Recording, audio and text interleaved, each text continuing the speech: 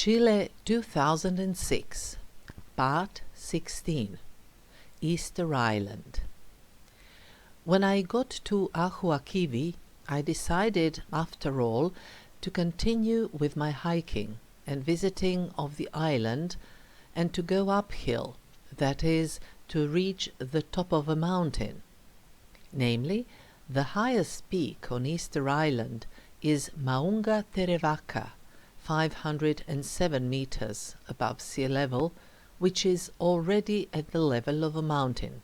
Technically, they start from 500 meters on. There I also started thinking that it may not be bad to do a meditation there as well, but for that I needed some shade. As I was pondering about it, a guy came on a bicycle. We started chatting and then continued together uphill. We really had a very nice talk while we walked there, and then we also enjoyed the top of the mountain. The view was great, although uniformed, a little piece of land, and then the ocean, the horizon, and the sky. And it was the same in whichever direction you turned and looked. It was rather windy there on the top, as it was along the entire way, but here in particular. Still, it was also completely clear that the sun was very strong. I had a long-sleeve top, a hat, and sunscreen lotion, so there was no danger of getting sunburns, but the need for water was more and more pronounced. I had taken with me 1 liter of some vitamin beverage and 1.5 liters of water. By this point, I was at less than 1 liter of water supplies. And let me say something about the position of the island. It is almost at the very Tropic of Capricorn. Since I was there around mid-December, that meant that at noon the sun was almost directly above my head, so it was very desirable not to stand in one spot for long, exposed to strong sun rays. I kept my breaks for shades when and if I came across them. After a short break on the top, Pascal and I started going downhill, previously exchanging mail addresses, and then we parted since he headed on his bike in the opposite direction from me.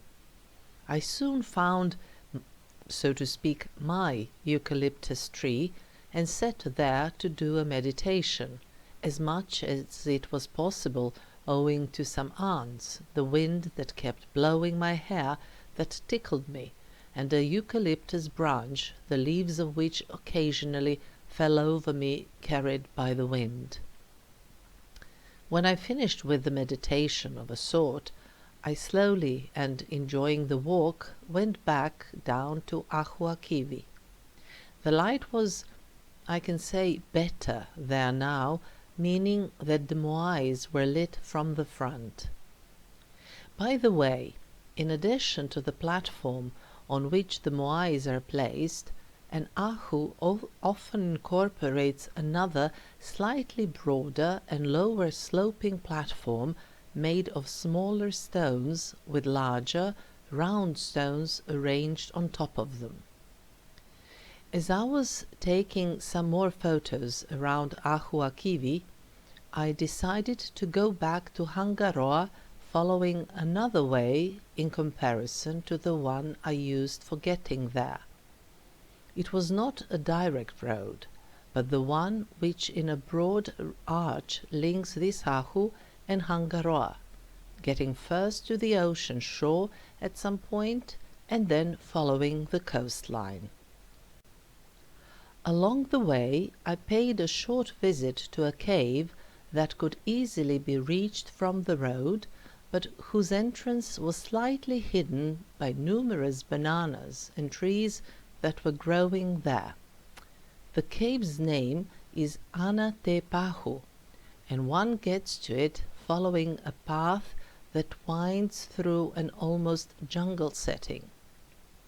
Among the ample vegetation I could see a large stone arch and numerous rooms of a sort that belonged to this cave.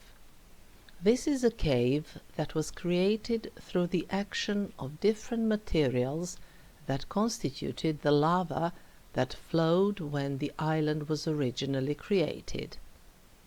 Over time, when everything had already hardened well, less durable materials crumbled and were eventually washed away, leaving a hollow in their wake, that is, the present-day cave. These are usually called lava tunnels. Be as it may, people even used to live here, and nowadays we can see the manavai, the circular walls that encompass a piece of land used for growing something. Again, I stayed there briefly to take photos and then continued along my way. The road got to the shore and from there led directly to Hangaroa. Here I started to be extremely tired as well as dehydrated.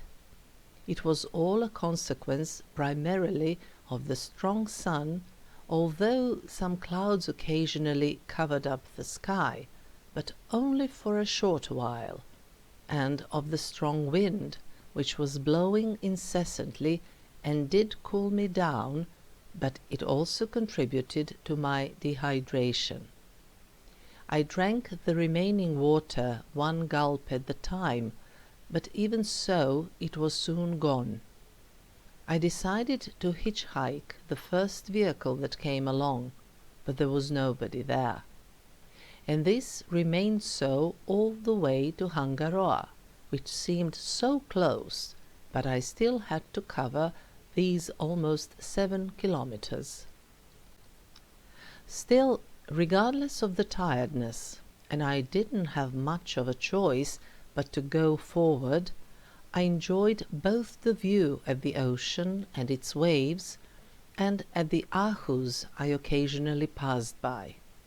One of them, Ahu Tepeu, is known because in its back part there are large upright rocks with smaller stones arranged in between.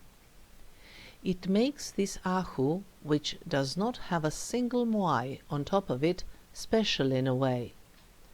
On its front side, however, there is a semi-dug head of a moai that used to stand there.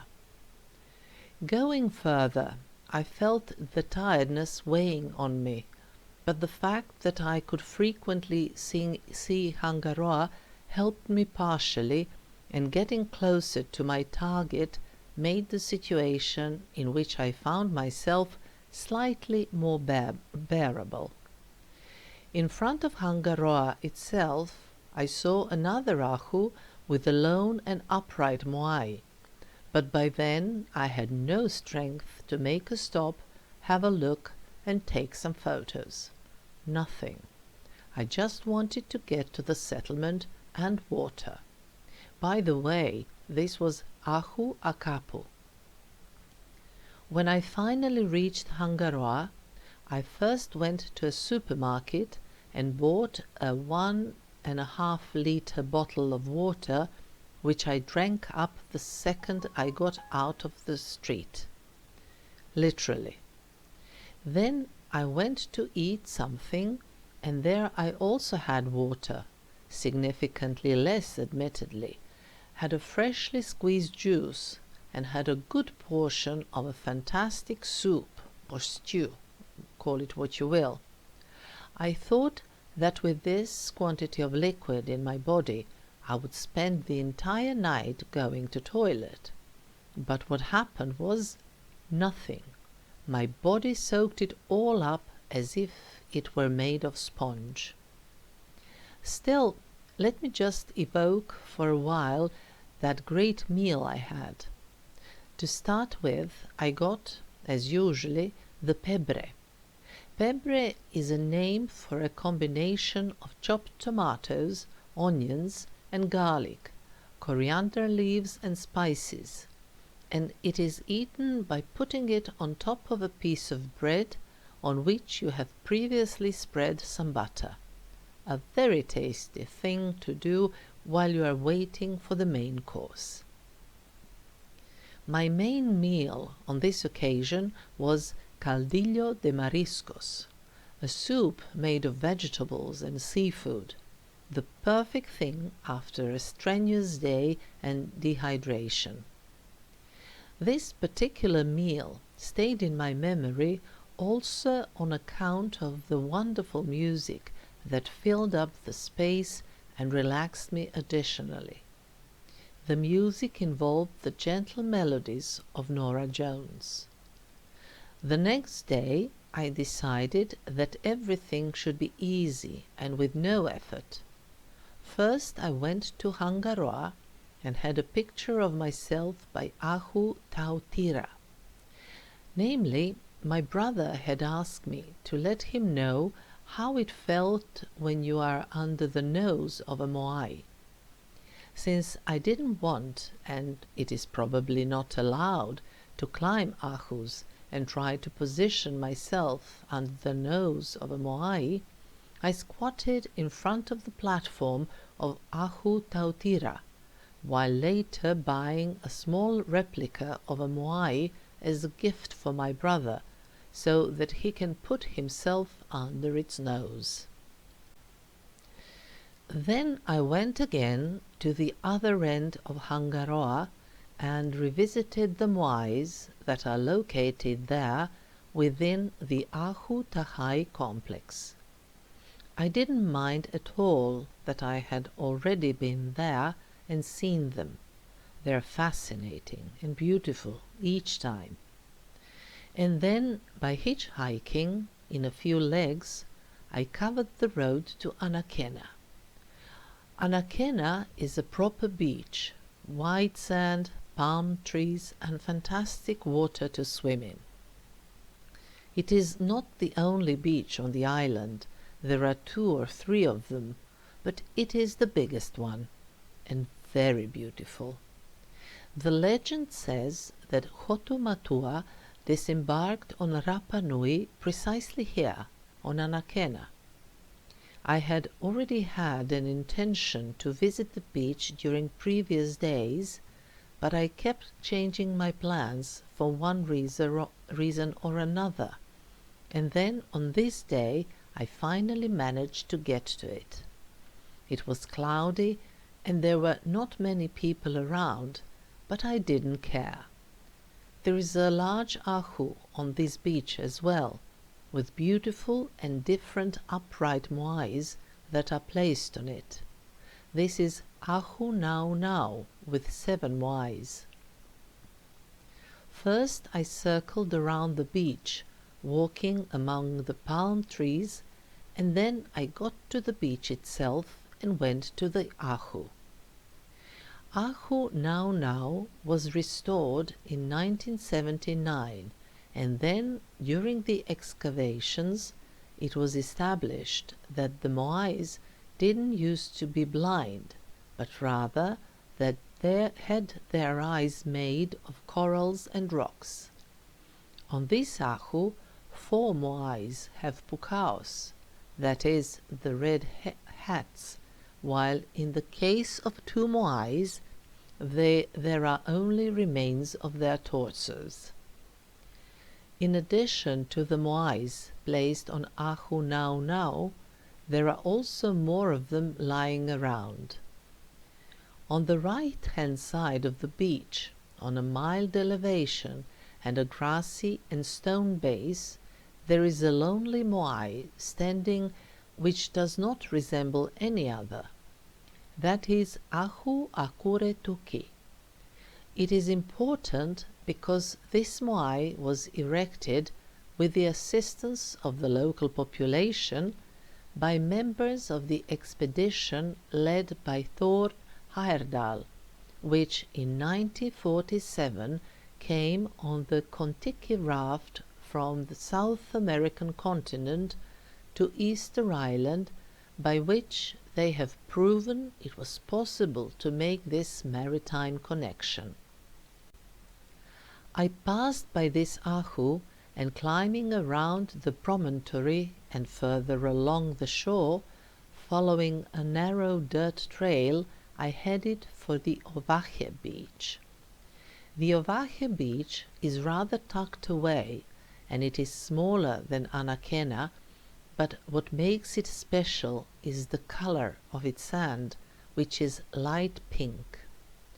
That color comes from a mixture of white corals and red volcanic rocks that surround the beach.